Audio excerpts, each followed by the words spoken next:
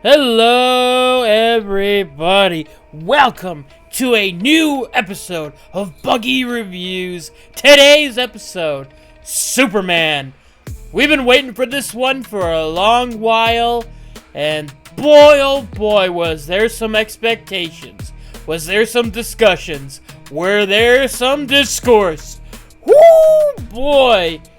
To say that this was one of the more scrutinized films of the year was an understatement to me. I felt that people were analyzing the ever-loving piss out of this movie, just looking through it over. And it's not to say that we don't typically do that kind of thing with other films. It just felt that for this one, it felt like the autism spectrum was a little bit higher than usual. But that's besides the point. The movie is out.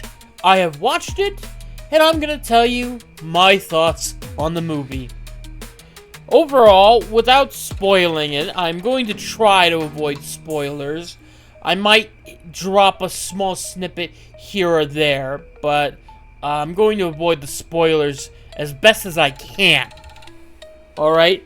Now, to set the stage a little bit, we have a brand new spanking universe with DC and James Gunn. I mean, technically new-ish. It's admittedly a little bit flunky, but, you know, it is what it is, right? We have a new Superman, we have a new Luthor, got a whole new shebang going on here. And you know what? This movie was actually kind of decent, you know? This movie, I think, caught a lot of what I believe Superman is, you know? I know a lot of people were kind of getting a bit up in arms over how a lot of the clips that we saw from him were like that he was emotional, screaming, and angry. But once you actually see the film and you see the context for what leads to those scenes, everything like clicks into place and you're like, oh, that makes way more sense because there's a lot going on. Like, the general gist is that Luthor is trying to ruin Superman's image. He's trying to, you know, tarnish him, like, bring him down, you know, because it's that classic Luthor, like, ego and envy kind of vibe, you know? Like, there's one thing that this movie does really well. It really showcases how Luthor is so petty when it comes to his grudge against Superman, that he will do anything and everything in order to ruin Superman's day, you know? And that's very apparent, and Nicholas Hoult does very well at playing this character, you know? David Cornsweet does a really good job at playing, you know, Superman and Clark Kent. I would say, like, although I think this runs into a slightly similar problem that the Robert Pattinson Batman has, where there wasn't enough of Clark scenes to really specify what was the difference between Clark and Superman, because they're technically meant to be like different acts, like, you know, like Superman acts all bumbly and clumsy when he's Clark, and then, you know, when he's acting like Superman, he's more confident. But we don't really get enough Clark scenes, I guess, to really split up the difference. Throughout the majority of it, like, Clark is definitely in full Superman mode, and he's either in the suit or he's, like, speaking with Lois alone, you know, kind of thing. Like, there's not a whole lot of scenes where he's gotta play the Clark role, you know? I think there was only maybe one or two, but, you know, small nitpicks, which is a thing I got. You know, this movie isn't 100% perfect, but it's pretty good, you know, despite some various nitpicks I have here and there, you know? I would preface this saying that if you are not a fan of James Gunn's style in movies, like, you probably might not have the best time with this. He does have that, like, that humor balance, but strangely enough, it wasn't as annoying as other MCU projects. I feel like there was like maybe like 2 or 3 moments where the jokes undercut a very serious scene, but otherwise they are very like it's very sparse. Like Gunn has, I don't know if like Gunn just finally figured it out, or someone told him, but like there's a couple of scenes in here where they let the serious moment like sink in. They let things like get actually fucking terrifying, for a minute, and they don't undercut it with a joke. Like there's a scene with Luthor when he's trying to hurt Superman through a various method, and they don't undercut it with a joke. I mean, maybe a morbid joke from Luthor, but it wasn't like your typical MCU type humor, So it really allowed that moment to like sink in and like show, oh shit, and like it lets Luthor be like a threat, and it also really highlights his pettiness to Superman, And another thing I liked is they didn't do the thing where the villain finds out the hero's identity at the end, and then you have to either kill him or right around some way. Like, no, Lex does not find out who Clark Kent is, or anything like that. So it's like they still keep that in there, which is, that was something refreshing that I didn't realize I needed more of. The supporting cast, I'd say the bigger players, like Lois Lane, obviously, she was really great. I know a lot of people wanted to try to say that this movie was some sort of emasculation and that a lot of the men cry or some crap, or the women were all rude, especially when there was a scene where Clark is doing an interview with Lois, like a practice interview, and she's like grilling him on a lot of answers, and it's like, you do realize this is Lois Lane. This is a Pulitzer Prize winning reporter who didn't get where she was without asking hard questions and like going for it. I mean, she was just showcasing to Superman, hey, guess what? These are what people are gonna ask you, and this is what I would ask anybody. Doesn't matter if you're like, if we're like dating or whatnot. Like, this is the hard-hitting question. Like, she knows her stuff. She's serious about it. And as for men crying, like, I mean, sure, there's some people that like cry in moments, but they are very like, it's very well explained why it happens with stuff, like why things happen with Superman, why it happens with other characters like Metamorpho and whatnot. It's like, when you see it happen, it's like, yeah, I can kind of understand why that would happen, so, and it's not really that much of an issue. Like the guys are still gonna be dudes.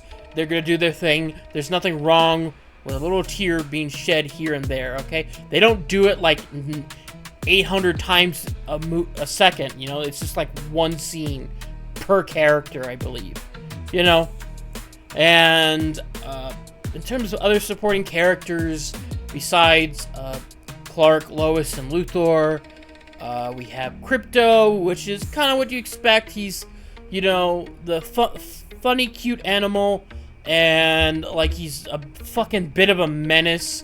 He's like wrecking stuff. He's being all wild and like unruly, and Clark is just basically babysitting the damn thing.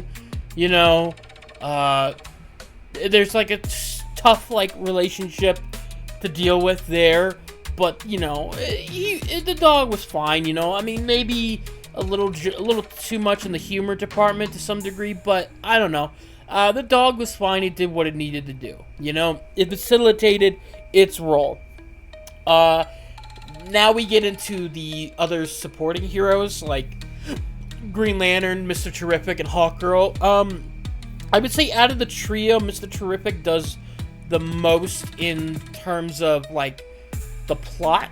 Like, he helps facilitate a part in the like later half of the movie, when he's helping Lois with Superman. And like Hawkgirl is just kind of there. They had one particular choice with her that I didn't quite understand, and it's like a small nitpick. It's not really a spoiler. When she's flying, like every other scene, they have her like screech, like a hawk would screech, and it's like, okay, I don't think I would have went with that stylistic choice, you know, but whatever. Nathan Fillion as Guy Gardner is like perfect. I mean, it's Nathan Fillion. He's good at playing assholes, and he's been playing like Green Lantern forever now. So he's got it like he's got the superhero like shtick down to a T, you know. And this is Guy Gardner. He is the asshole of the Green Lantern Corps, you know. So he fits the bill as this cocky, arrogant guy, you know, that doesn't really like play well with others. That doesn't kiss his ass, you know? And that works there. They really do play on this idea of how Clark is trying to be not a killer. Like, he doesn't want to, like, kill anybody. He doesn't want to really seriously hurt anybody to, like, where they're gonna die. You know, and even when he's faced with the kaiju, like, the Justice Gang, as they're called in this, they're like, oh, really? You're gonna, like, take it easy on the big monster? And he's like, no, I don't want to hurt the damn, I don't want to kill it, you know, or, like, can we at least figure out a way? And, you know, he's trying to be, like, the change, which is kind of interesting. It's a nice little switch up. It's like, hey, here's a Superman that is not wanting to kill people, you know, and while there might be a few scenes where you might go, okay, he might have accidentally killed a guy here or there, despite them showing that, like, hey, he's not, like, murdering people, you're probably going to have one of those debates where, okay, maybe one of them might have died, you know, but beyond that, like, beyond that, it's nothing there. The action was pretty decent. Like, it was pretty fun. Like, I think I liked with this one is Superman is strong and tough, obviously, but they don't make him feel too overpowered, you know. And they don't just go on the entire trope of kryptonite, you know. Like, they use other methods to try to engage him, you know. It does, like, they make the fights interesting because it doesn't feel like, oh, Superman can just win, you know. Or at the very least, they showcase that he's holding back a lot, to a degree, you know. And he is, like, thinking. Like, there's a lot of times where he's got to think on what he's going to do in that particular moment and whatnot. Whether that is to call upon, like, crypto, or to use certain of his abilities, you know, like his heat vision or his cold breath, which is, you know, surprisingly, his heat vision doesn't get used too much. Like, I think in the Snyderverse, like, Superman uses heat vision, like, a lot in those movies, but here it's, like, very sparingly, which I feel like does fit more in line with the Superman, where the heat vision is more of a last resort or specialized tool, you know. As for, I don't know, any other side characters, they're mostly kind of there, or you don't really think about them that much, with the exception of maybe, like, Jimmy, and then, like, some of the other, like, villain characters, like Ultraman, who don't really play too much of a big part until the tail end, and then that's kind of it. For the most part, the story's theme is, like the choices you make, and, like, what kind of person you're going to be, and, like, Clark's trying to show the world that he is, like, just wanting to help, and there's, like, a lot of deals with the image problems, and, like, they do have they have one bit where they fiddle a bit with Superman's lore, which could potentially be a deal breaker for various people. I mean, I admit that for me, it was like, I really wouldn't have went with that choice. But once the movie was over, and I kind of just really thought about it, it's like, well, still not big on the choice, but I totally get the idea that we're going with. It's definitely like it's I don't want to really say this because I don't want to drum up too many comparisons to the Snyderverse, but it does really feel like it's a counter to that stuff. Like, Snyderverse, like, kind of really elevated the alien aspect of Superman, his, like, sort of godly power, and this one more focuses on the human aspect of him, like the Kansas boy, the guy the regular old Joe Schmo, and that's kind of what they lean more into. Now, is it too much? That depends upon you, the viewer. For me, not so much, because I found it refreshing. I found it hopeful. This is definitely a movie that you could take your kids to watch, and like watch as a family. You know, I mean, there's just not a whole lot to say without really digging into spoilers, except just that I am very hopeful now. I walked out of this experience enjoying the movie. I enjoyed the movie, faults and all. I'm curious to see what will transpire in the future movies. You know, whatever they may be. You know, I was willing to give Gunn the opportunity to prove himself, and I think he did pretty okay. There were some hiccups. The marketing was pretty bad, so they need to, like, change tactics when it comes to marketing. There was a couple of little tidbits here and there. Some rough patches I think they need to iron out a little bit. But beyond that, I think this movie was pretty good, and I believe that we might be getting some peak content, maybe. I don't know. I could be in the minority of this, but I don't know. Anyways, that's my thoughts on the movie. Tell me, did you watch Superman? What are your thoughts on it? Please leave them down in the comments section below. I do like to read my comments, you know. Please leave the comment. If there's anything you want me to talk about within the realm of the superhero genre, please leave it down in the comment section below.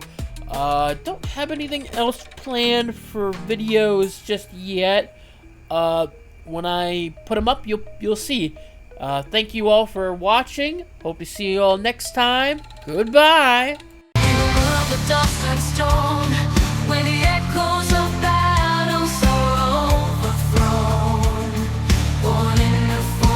Distant